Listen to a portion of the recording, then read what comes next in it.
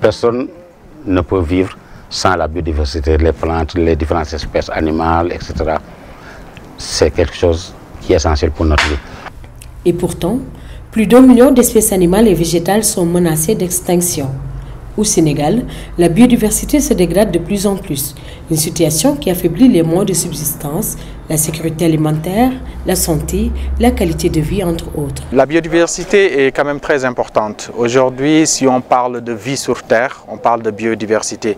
En tout ce qui concerne, que ce soit de manière spécifique, que ce soit génétique, que ce soit au niveau des écosystèmes, de manière générale pour l'environnement, la biodiversité est très importante. Et à travers cela, il est aussi très important de bien la connaître. Cette perte accélérée de la biodiversité et de ses services écosystémiques va entraîner d'importantes conséquences. Ces menaces sont diverses, mais nous pouvons retenir certains axes principaux en ce qui concerne d'abord l'exploitation de tout ce qui est prélèvement.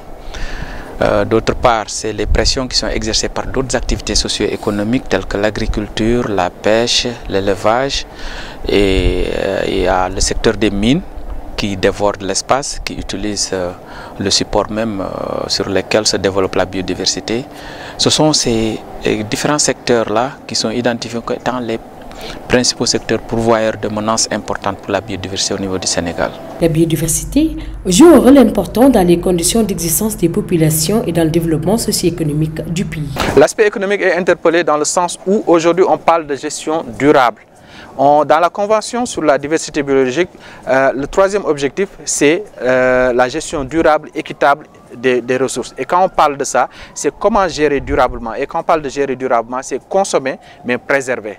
Donc on va consommer, certes, ce que nous offre la biodiversité, mais de manière durable en la préservant en même temps pour les générations futures. Soucieux d'une meilleure conservation de la diversité biologique, l'Union internationale pour la conservation de la nature, UICN, a mis en œuvre le projet BioDev 2030. BioDev est un de nos projets de l'UICN parce que l'UICN a deux manières de travailler. La première manière, c'est de jouer son rôle d'influence.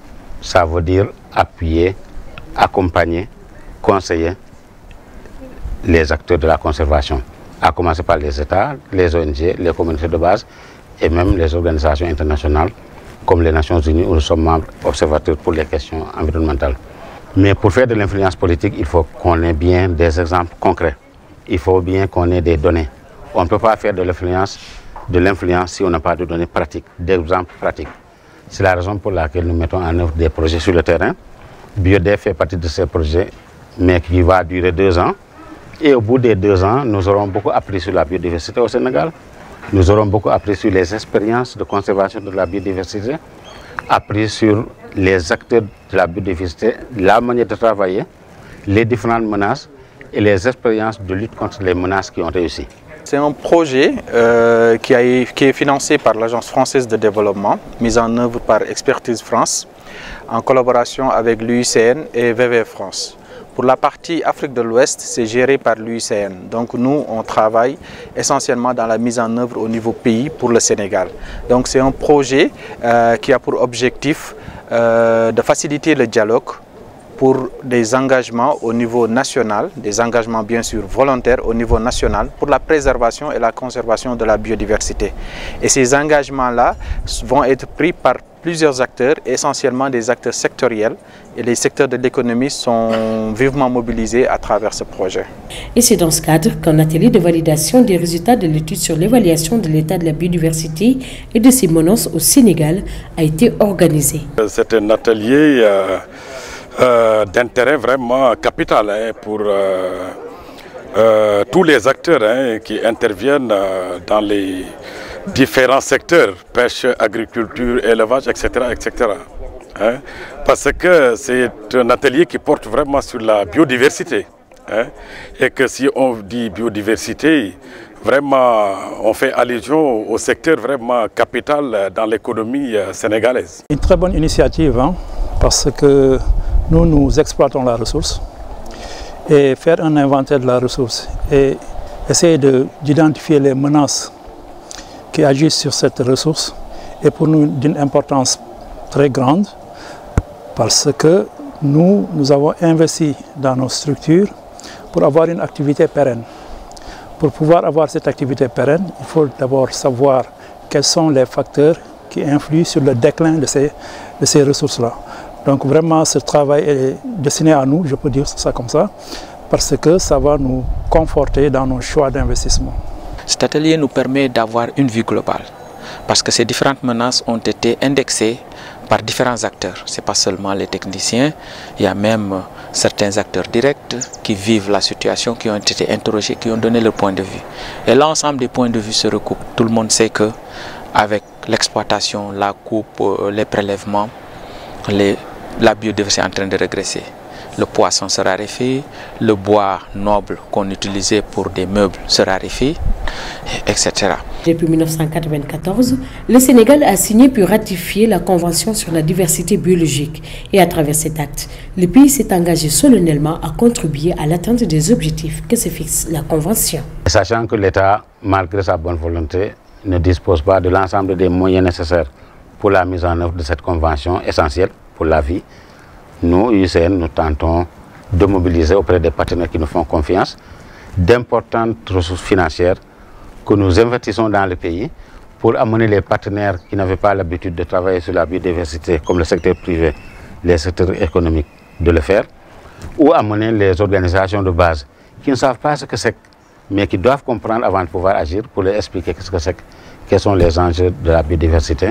Et en cela, nous travaillons beaucoup avec les ONG, ou appuyer l'État dans la définition de ses politiques et stratégies pour la conservation et le maintien de la biodiversité. Le Sénégal a signé la convention et l'a ratifiée en 1994. Et à ce titre, le Sénégal chaque année produit des rapports pour montrer un peu quel est l'état d'avancement ou bien l'état de gestion de la biodiversité au niveau national. Et ce rapport-là est élaboré en fonction de la stratégie qui est définie au niveau national, la stratégie et plan d'action national biodiversité. Et ces rapports-là permettent de savoir si au niveau des engagements, au niveau des actions qui sont entreprises au niveau du terrain et au niveau national, si le Sénégal a pu avancer dans la mise en œuvre de sa stratégie et aussi de ses plans d'action. Et à ce titre-là, ça permet d'évaluer le Sénégal en termes de conservation et de préservation durable de la biodiversité. Bio de 2030, un projet pour la préservation de la biodiversité. Préservons la biodiversité quand on le demande à des personnes qui ne savent pas pourquoi, on ne réussit pas, on ne les mobilise pas assez. Donc nous devons faire l'effort de partager les connaissances, l'effort de développer des connaissances, l'effort même de pouvoir formuler les principes de base, les concepts de base de la biodiversité dans nos différentes langues nationales pour que les gens le comprennent et pour qu'on puisse les amener à l'action. Aujourd'hui, si on continue à dégrader la biodiversité, c'est même l'espèce humaine qui est menacée. La disparition de l'espèce humaine. Parce que tout ce que l'espèce humaine prend pour pouvoir vivre, que ce soit au niveau de l'environnement, que ce soit au niveau, par exemple, des forêts et autres, ça vient de la biodiversité. Donc si la biodiversité est menacée, l'espèce humaine est menacée, donc d'où son extinction et sa disparition. Donc il faut préserver la biodiversité pour préserver l'espèce humaine. On ne protège pas pour protéger. On ne conserve pas pour conserver. On protège, on conserve au profit de l'humanité. Mais l'exploitation, la valorisation de ces ressources doivent se faire de manière durable. C'est l'égoïsme que nous avons actuellement en se disant que si je ne l'utilise pas, mon prochain va l'utiliser. J'en ai besoin aujourd'hui, on verra ce qui se passera demain. Tant que nous allons raisonner comme ça, la biodiversité va continuer à s'éroder.